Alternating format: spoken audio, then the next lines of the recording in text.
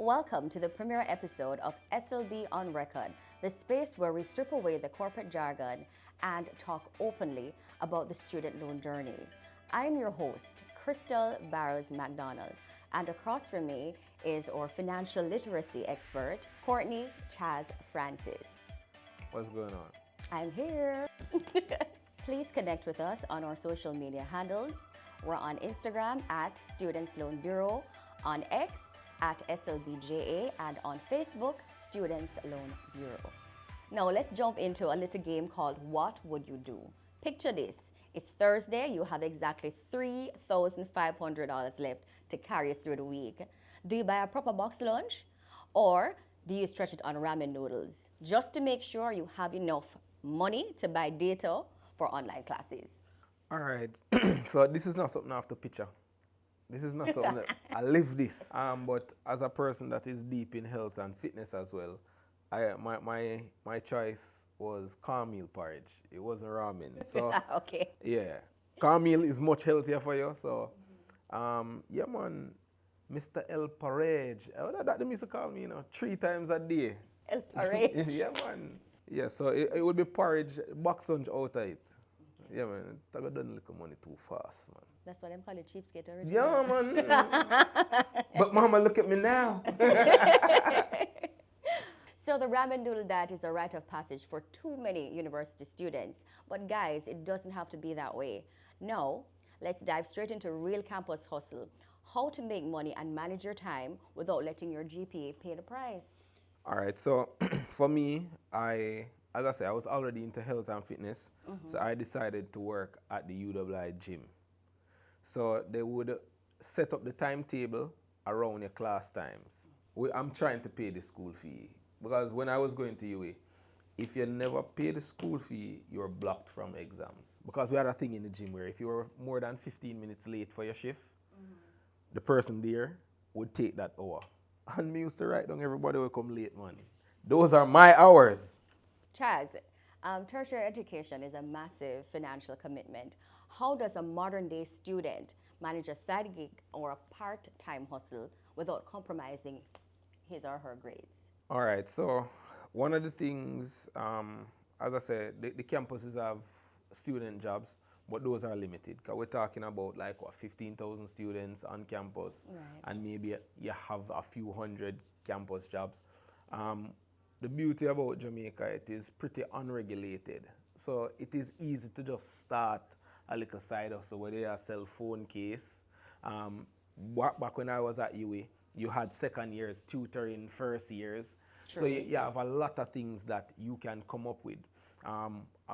Another side hustle that I did along with some of my other friends was photography. Yeah, so you had bigger companies. I don't know what the companies look like now, but you have like Sleek, Scan, Infusion. I used to juggle with a company called Infusion, so I would go to the campus events, I'd take the photos, send it to them, they'd pay me. So, those events they're already on campus, I don't have to travel. And they're when class is not being held. Of course, some of the events were off campus, but it was outside of class time. So you have those little things. We did promotional work. I was doing ads for companies like KFC, Bigger. So back in my time, what I had to do is sometimes I had to miss a few classes. I don't encourage this because I was fortunate enough to come back on some days when we're going to have an exam the next class. I don't encourage it, but it's what I had to do to get some of these side hustles going, so I could, hustle up the money to pay the tuition and the boarding. And today, we have a lot of online things we can do. And you also have work and travel. So some of my, hall mates, they definitely make use of the work and travel. So they would burn out their summers, but when they came back, they wouldn't have to be doing any side hustle while going to school. They could focus on school. Right, It's because just they would have amassed a large amount of money. Yeah, but Right. you really have to know what you're doing when you're going to do the work and travel, because some programs don't really work out. So you do your research. Do your research.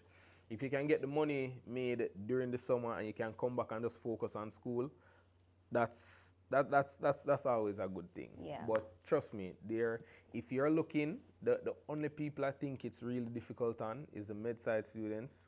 They don't have summers, True. and their workload is heavy. It's very rough on them for them to have an extra job. But if you're over social like me, you have time. Yes, You our have time. humanities and education. Yeah, man, you have time. You have Yes. time. Okay. Yeah. Well, Chaz, time is currency and spending it wisely changes everything. But while a side hustle is important for day-to-day expenses, funding the actual tuition is where the real stress begins. But the SLB is committed to diminishing that load for you. Before we get into the full application process, let's hear from Jamaicans some financial advice they would give to their younger selves. And that is featured in our SLB in the streets. What's one lesson that you learned the hard way in university? That how you spend your time is very, very important. That sometimes, although you might be in a group doing a project, it's really each person for themselves. What's one financial advice you'd give to your younger self? I would tell my younger self, save for future investment. So if your wallet could talk, what would it say about you? That I'm mean. Okay, Chaz, tell us, what financial advice would you give to your younger self? I'd definitely drop off some of those smaller side hustles. Like I had so many things going on and some of them were just not worth it. Phone card, banana. Yeah, would I tell my younger self, say, bro, if phone card not necessary, we can leave that. Because some of the smaller side hustles, what they do is they take up a lot of your time when you could be concentrating on bigger things for growth. Understood. Okay, so if your wallet couldn't talk, what do you think your wallet would be saying to you? Just say, you all right, bro? Everything good? Like, I see him $2,000 in there, like, it no come out, no come in. Like, hey, we're good? Okay. So, while stretching a dollar on the street helps, getting your tuition sorted smoothly is the ultimate game changer. The old days of heavy paperwork and waiting in physical long lines are gone. To clear up exactly how we have digitized this entire application journey, we're expanding our panel. Joining us is the beautiful SLB application expert, Rashida Jibison.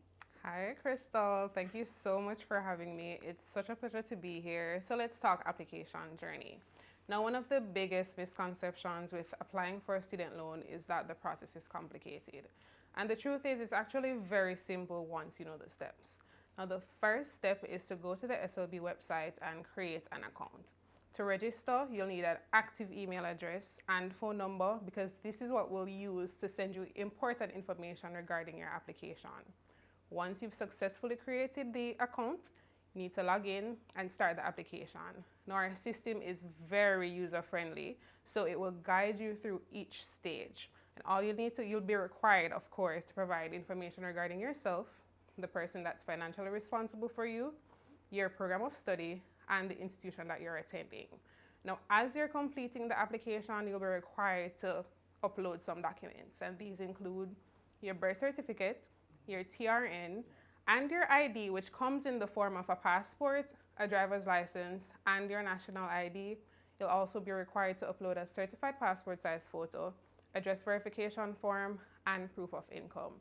Now, the proof of income shows up in ways of a job letter, the last 3 pay slips, and also you can also use, if you're self-employed, you can use a self-employment declaration form, which can be found on the Resource Center on our website.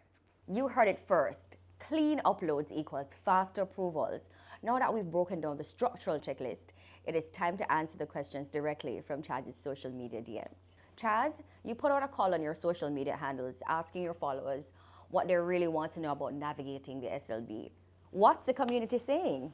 All right, so before I jump into the questions, I just want to say the student loan is definitely a loan that I stamp and approve because you borrow loans for 2 reasons: to make more money and to put the roof over it. That's my personal philosophy. And a loan from the Student Loan Bureau is definitely more of an asset than anything else because when you get that degree, it makes you more marketable, and it increases your earning power. So I would definitely check out the Student Loan Bureau. Now we're going to jump in to some of these questions because there's a lot of misinformation floating out around. You know. I hear that it takes 2 years to get a loan. I don't know where these people get these things from. But let's jump in. Not at all. How long do I have to apply for the SLB loan if I start university in January 2027? So if you want to start the second semester in January 2027, you can still apply now. You can either submit a request to reduce your tuition fee, so it would only cover what you're going to pay, what's going to be applied for semester 2, or you can submit a request to block the disbursement for semester 1, and that can be done via our tuition adjustment form that you'll get from us at the Student Loan Bureau. Can I apply for a loan without being accepted into an institution? So yes, you actually can. So you can actually apply and get approved for a loan if your acceptance is still pending from your institution of choice. The only issue is that a disbursement will not be made until we've received confirmation from the school that you're accepted. Right. Yes. Right. What's the maximum amount of money someone can borrow? So for targeted and our PAYS loan products, the maximum amount is $1 million, while for postgraduate loan products, it's 1.8 million. Okay. So I guess that wraps up my second question. Do they offer loans for master's degree? So yes, we do offer postgraduate loans for master's degrees, persons pursuing doctoral degrees, and also persons pursuing postgraduate diplomas. Do they help students going overseas? So while we do primarily fund students attending local institutions, there are some regional schools that we fund as well, namely UWI Cave Hill, UWI St. Augustine, Eugene DePaul Law School, and UWI Global Campus. So yes. Okay, this was a good question because at first I was saying Yeah. I probably wouldn't, but it's good to know that the Student Loan Bureau has you covered if you decide to study overseas. And we want to make the distinction that it's really regionally. So if you're thinking about going to FIU and all those places, no, guys, it's just regionally. Correct. Is the student loan only for those students starting university, or can I apply if I'm in my final year? So whether in your first, second, third, or final year, it's never too late. You can always apply at any stage. Okay. Can I still apply for a loan if I am currently working but plan to resign to attend school? Absolutely. So you can take advantage of our targeted loan product. Because this loan product, it gives you 50 to 20 years to repay, and you aren't required to start paying back the loan until 14 months after your graduation date. Okay, solid. So 14 months after graduation, that's when I start repaying the loan. That's a good little breather right there. Mm-hmm. Do they offer loans to people who are working and doing a degree but need help to finish it? And I think that's based on the previous question. That would be a yes. Right, the PAYS and the postgraduate loan facilities. Mm-hmm. Can I get a loan if only one person in my household is working but they are not financially responsible for me? Yes, you can. It's just that on the application, you'll have to indicate yourself as the person that's financially responsible. Okay, so you got you. Yes. That's it. How would a third time returning applicant know their total amount owed so far? Well, generally, that's not something that we put out there. However, if you want, you can call us and we will give you the information. But after you've completed your study, the normal course of action is that we will notify you as to what your capitalized balance is or your total amount that is owed. Okay, fair enough. Why isn't there an option on the website to just cancel an application? There is. So it's two-pronged. So if it is that you are doing the application, on each page there's a cancellation tab at the bottom. So that's while you're doing the application. But once you submit the application, there is no tab for you to press because you've already submitted it. It's gone through the door. Okay. So in this instance, you will actually raise an appeal, and then we internally will act by canceling the loan for you. Okay. Can I reduce or cancel the amount applied for if I am awarded a scholarship or at a later date? Yes, so if you get a scholarship or you want to reduce the tuition fee for whatever reason, we still have the tuition adjustment form that you can use. You can fill it out and submit it, and we'll action it accordingly. Okay. Very flexible over here, I see. My final question. Can principal payment requests be submitted online for the reduction of the loan principal? Certainly. We recently developed this form. It's in our resource tab. So all you're required to do is to complete that form, scan and email it to your assigned loan officer, and we will apply those express payments to your principal. Okay. Well, this is not a question, but I heard a little birdie say that you can't start repaying until the Student Loan Bureau says you're allowed to start repaying on your student loan. That's not true. If you want to start making payments while you're in school, Chaz, you are free to do so. At that point, though, we can't dictate to you how much you pay or how often you pay. So if you want to pay this month and to pay next, that's fine. And the earlier you start is the better. Certainly. And I would like to say that, look, I encourage you to repay your student loans because remember, we want to give other Jamaicans the opportunity to get a tertiary education. Right. So if you get a part-time employment in your final year or you've been going on work and travel and you have the funds, start making your repayments and you can clear up the student loan and move on with your life and give others a chance to flourish as you have using the Student Loan Bureau. That is it. Yes, bang. Whoa, so many questions from social media, but I'm glad we were able to answer them all. We are now at the very end of our episode of SLB On Record, and I'm happy you've made it this far with us. Before we wrap up, let's do a quick round-robin final thought.